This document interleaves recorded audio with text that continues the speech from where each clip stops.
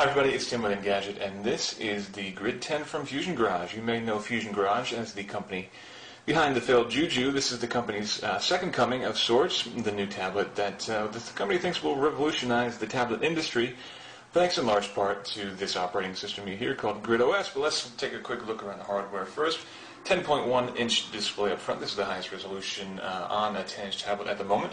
On the left, a little hard to see, but we have a 3.5mm headphone jack, proprietary 40-pin connector there, and a micro SD card reader there, which you can actually use to expand the usable storage of the device.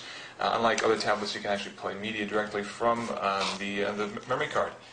On the right, the tray where a SIM card would go, the power button, and the reset button, which unfortunately we actually had to use a couple of times as we were testing. This device went through a number of different software revisions during our review process. This is the most recent one, pushed out to just the morning of the review, actually. Now, this is, of course, the biggest focal point of the device, the Grid OS. This is built on top of an Android kernel, Android 2.2 to be specific, but it is not actually Android, insists Fusion Garage. This is a totally new operating system, and rather than just having pages and pages of icons, you have this free-flowing 2D grid, which if you are a strategy gamer will look pretty familiar, pretty friendly to you. So instead of remembering what page your app's on, you just kind of have to remember what quadrant it is. And you can use this mini-map up here on the right to get around. These groupings of applications are called clusters. You tap in the middle and they will fold up. The grid will dynamically expand or contract as these do as well to give or take away room. And you can adjust these as you like. Tap Edit Grid, you can grab any of these and go away. Whoops. There, so I can move that from one cluster to the other. You can make new clusters very easily, and overall it's a very nice experience. But of course, since this is not actually Android, you don't have access to the full Android market. You don't have access to the Google Gmail app. You don't have access to Google Navigation and all the other niceties that Android gives you. But you can run applications downloaded from the Amazon App Store, and you can sideload APKs as well. But be warned, this device does not necessarily take advantage of honeycomb features. So if you have a tablet-friendly honeycomb app, it may not run as expected. We actually tried the SwiftKey keyboard on here, for example, and the honeycomb version of that keyboard would not run on this tablet. Only the keyboard version, the phone version would rather, and that didn't look quite so nice. So let's take a look at some web browsing, starting with hopefully web pages that you're familiar with. This is the browser that's built into the Grid OS.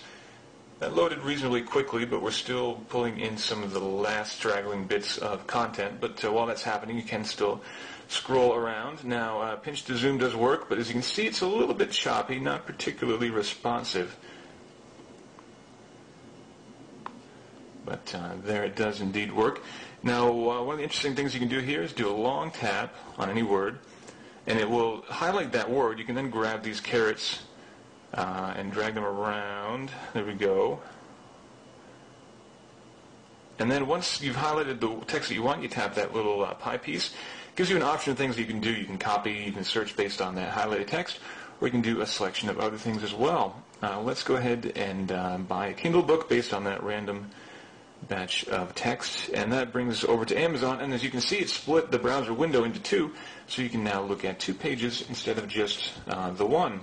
Unfortunately, though, you can't control the two independently. You can't enter a web address over here and over here. You're really just restricted to where you went from that pie piece there to get in here. But you can, of course, follow links wherever you like. So that's somewhat interesting. A little bit of proper multitasking on the device here.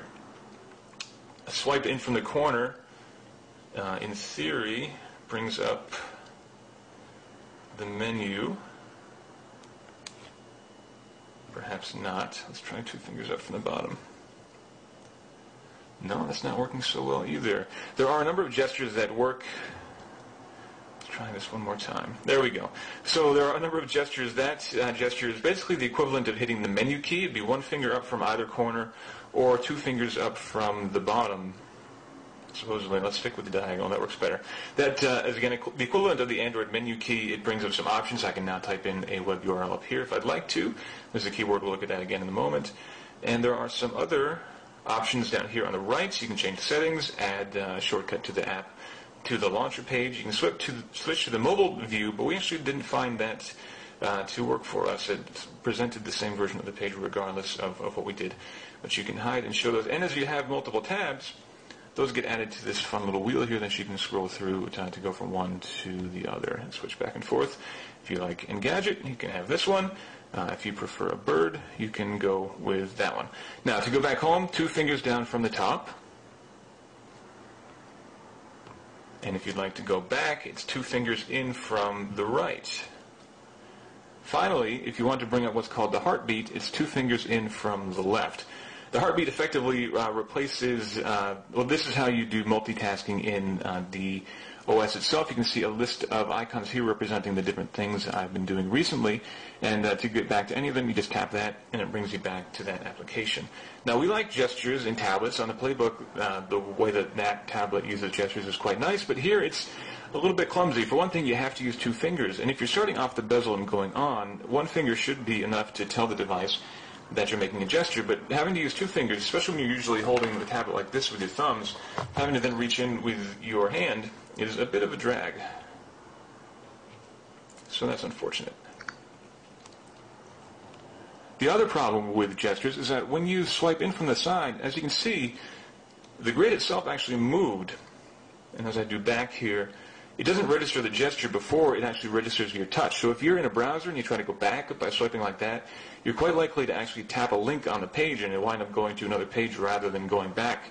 That's pretty annoying. And finally, another gesture-related thing, the only way to adjust your volume is right here with this control on the upper right. There's no physical volume key on the device. So if you're in the middle of a game and you want to turn the volume down, you have to exit the game, go back to the dash, tap up here, and then scroll this little wheel to adjust volume. That is a little bit annoying to say the least. Now let's take a look at the lock screen, which you saw briefly just a moment before. This is different than the typical Android lock screen. Now you actually sign in. Now we've trained it to recognize an E for obvious reasons. As you can see, it works pretty well. But we've also found that it accepts other shapes, like perhaps a circle. And try something else. A rather blocky looking E. Yes. So it's a little bit too loose, actually. It should be a little bit more careful in terms of what it will let you sign to get in. Now let's take a look at the messaging application. Tap here. This is basically an aggregate of your email, your Facebook account, your Twitter account, all brought together into one list. But it sounds nice in theory, but in practice it's actually a little too slow to be useful. If you can see here, I'm looking at my Twitter list now. If I switch over to all messages, I tapped waiting. Okay, pop that up, go back to Twitter. Waiting. Yeah, not particularly responsive, not exactly the kind of social networking experience that you might be looking for. It is at least not crashing like it was in an earlier build of the software, but it's still not something that we find to be particularly usable. There's also a Maps application built in called Grid Maps. This would be an attempted replacement at Google Maps. Unfortunately, it is not nearly as usable as Google Maps. Ultimately, it does give you a nice map view, and you can search on here. I have GPS turned off at the moment, by the way.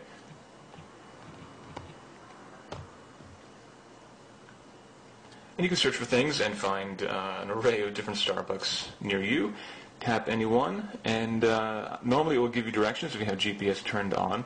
You can also get Yelp reviews, and you can zoom in things here and take a look. You can also angle things slightly, but since everything is flat, it doesn't really give you much of a better perspective. So this is definitely usable. You can get directions here. You can look on a map here, but it does pale in comparison to Google Maps.